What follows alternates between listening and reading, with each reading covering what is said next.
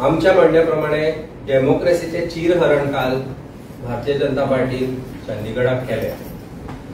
18 तारखेक जे इलेक्शन जावपाचे आशिल्ले, 18 तारखेक जानेवारीच्या जी डेट फिक्स केल्ली मेयर इलेक्शनाची, ताका एक बीजेपी कार्यकर्त्याक तांणी प्रिसायडिंग ऑफिसर म्हणून अपॉइंट केलो.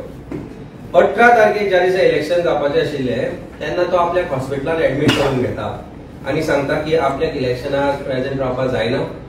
आम आदमी पार्टी आणि काँग्रेस पार्टी जांचे थंय अलायन्स आशिल्ले अंडर इंडिया अलायन्स, आमी हायकोर्टाक अप्रोच जाले. हायकोर्टान 31 जानेवारीची डेट फिक्स केली आणि 30 जानेवारीची डेट फिक्स केली.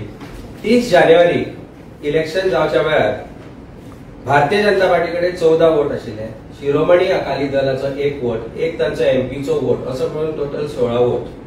काँग्रेस आणि आप अशें म्हणून 20 वोट.